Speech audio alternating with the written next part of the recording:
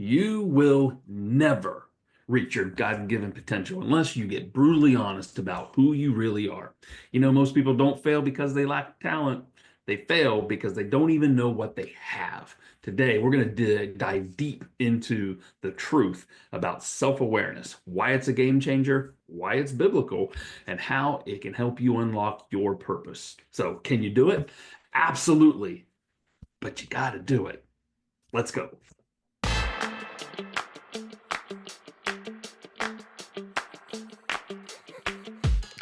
Got it. Why on earth are we talking about this? I mean, You tell me, Bill. self-awareness is a wonderful thing.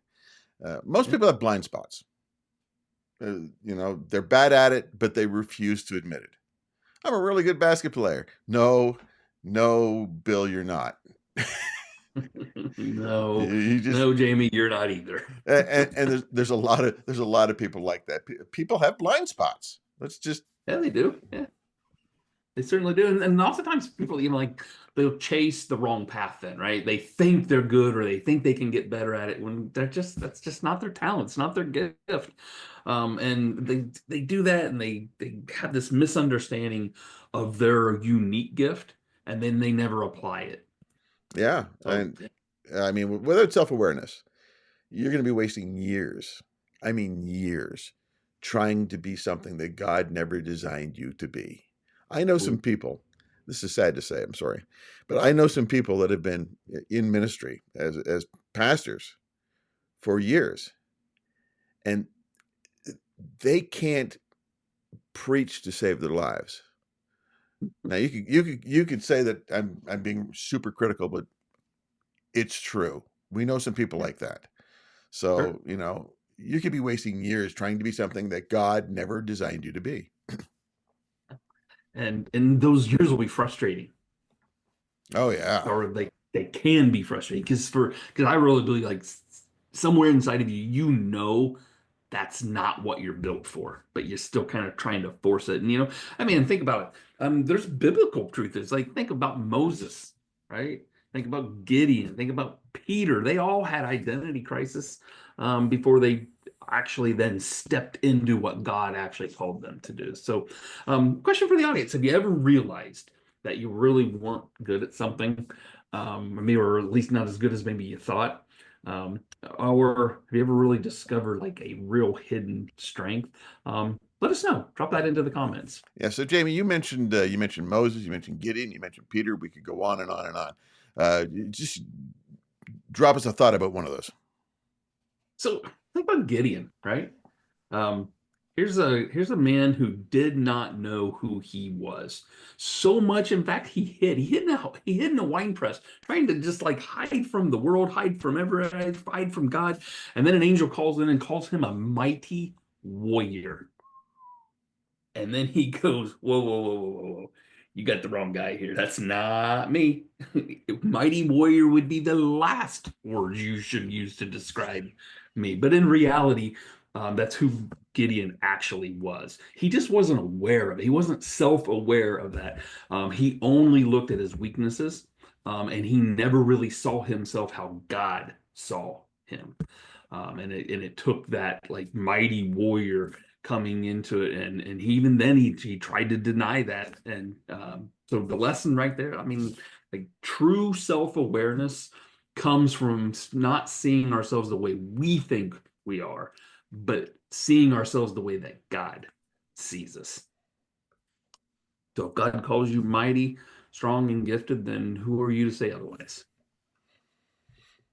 So do you watch a lot of TV? Probably more than I'd like to admit to, sure. Anybody an American Idol's fan? Anybody at Yeah, all? I've watched my share of episodes. I watch snippets. I watch shorts. I watch reels. I never watch an entire show of it. But the brainchild is Simon Cowell, and this guy is brutally honest. He'll stop people in the middle and say, you got something else you can sing, and the person could really sing. You got something else you could sing, and they sing something else. But then there's a contestant every now and then that I think they just throw on just for the sake of controversy that can't sing. Auto tune doesn't work with this person. I mean, it just Yep. doesn't work. And he'll stop them and he'll just say, maybe you should be a bricklayer, something, but this ain't you. And some people need a wake up call.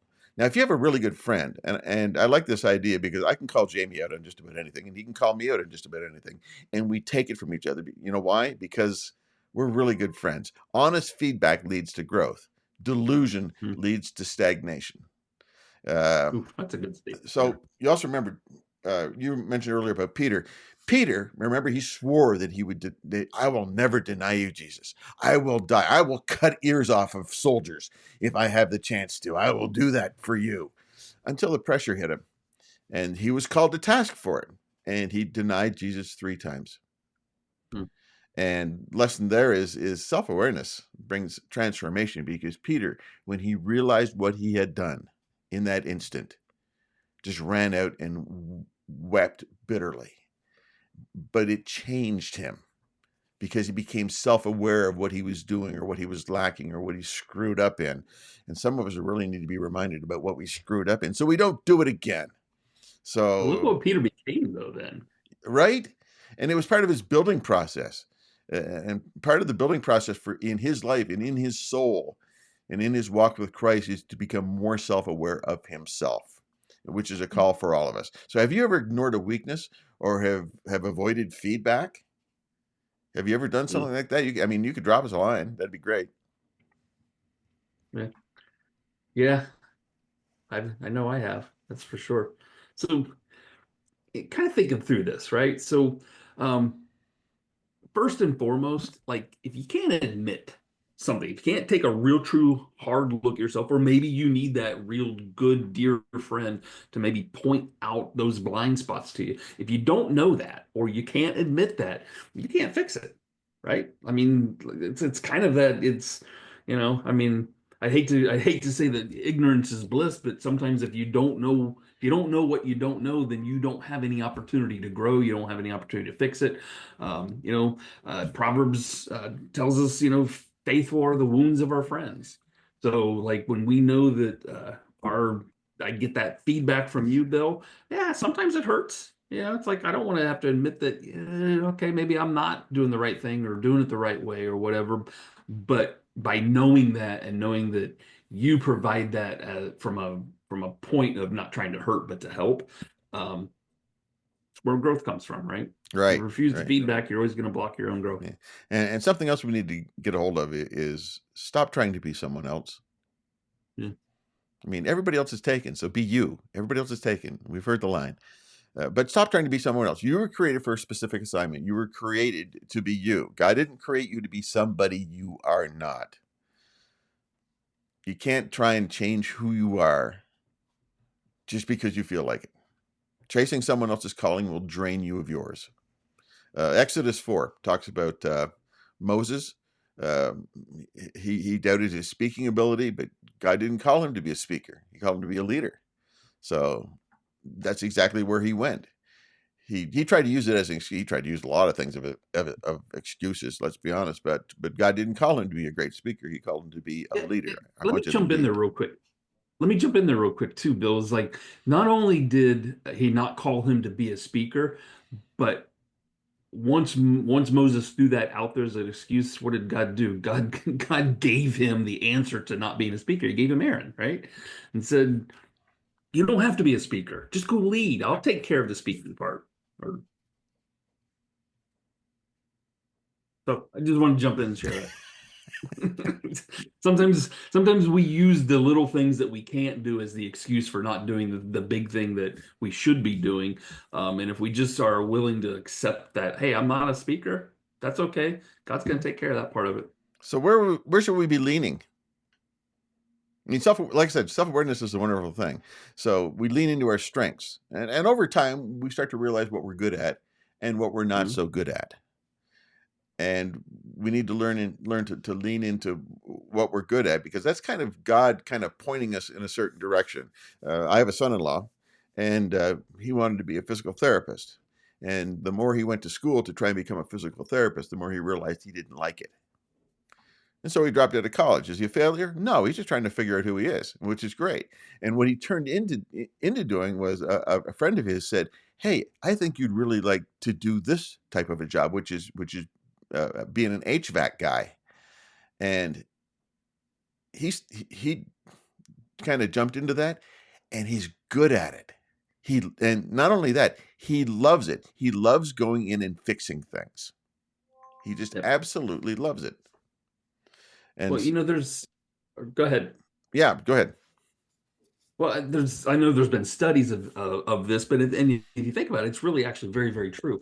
It's like I could take the thing that I'm not good at, and I could spend an enormous amount of time and energy and frustration and probably even money trying to overcome that weakness and get better. And the best I'm probably going to do is be average at it. Or I can actually start to invest all my things, all my time and my energy and all of that into the things that I'm already good at, and then I become great at it.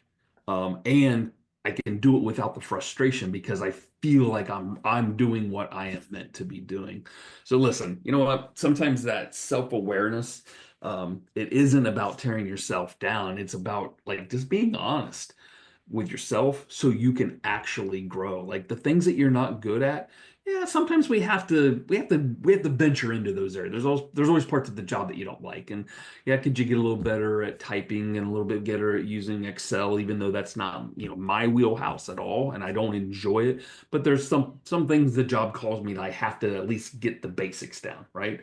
But where should I be investing my time? Because if I don't, and if you keep lying to yourself, that's where you get stuck. That's where the frustration comes in. And you said earlier on, Bill, like sometimes you spend years and years and years in that area. So if you're wasting time trying to become something that you're not, like stop. God already has made God already made a better version of that person. Just And that's them, right? He made you to do something very specific, and he made you that no one else can do. So you got to lean into that. You got to like do some self-reflection, start walking in that real identity. all right. Let's go straight to some takeaways. So first, identify your blind spots. Yep. Now, I suggest you just take 10 minutes. Just take 10 minutes today and write down one strength you know you have, one weakness that you've been ignoring, and then what's one area where you've been pretending instead of growing. Those three things. Write it down because, like I say, self-awareness starts with honest reflection. I think the next thing that we talked about too is like go get some real feedback. Go find that one person, that friend, a mentor, your spouse, family member, somebody that will give you that brutal, sometimes brutal, honest feedback. But here's the thing, know they're telling you that to help you, not to hurt you. And when you find that person, like accept them for what they are, because they're going to give you what you need to know so that way you can uncover some of those blind spots that we're just not aware of. Right. So you've heard us, if you've listened to every podcast, this is podcast number 8. And our goal is over time to get better and better and better and better at doing these. And if you listen to podcast number 1, you go to podcast number 8, I think we're getting better. But in probably 6 out of the 8 so far, we've said this. Take action this week. Maybe it's our rallying cry, Can you do it? Absolutely. But you've got to do it. So take action this week. That's just basically where it is. Self-awareness is powerful, but it's useless without action. So don't just think about it, do something about it. And become more self-aware of who you are and who you're not. And watch how it changes your life. Love it. Hey, we'd love your feedback too. So make sure you leave a comment for us. If you got a topic for an idea for a future podcast, we would love to know that as well. And if you got a problem, hey, let's try to maybe help you with that. We love challenges. Don't forget to subscribe. Don't forget to subscribe and turn on your notifications. He happens to be Bill McConnell. And he's Jamie French.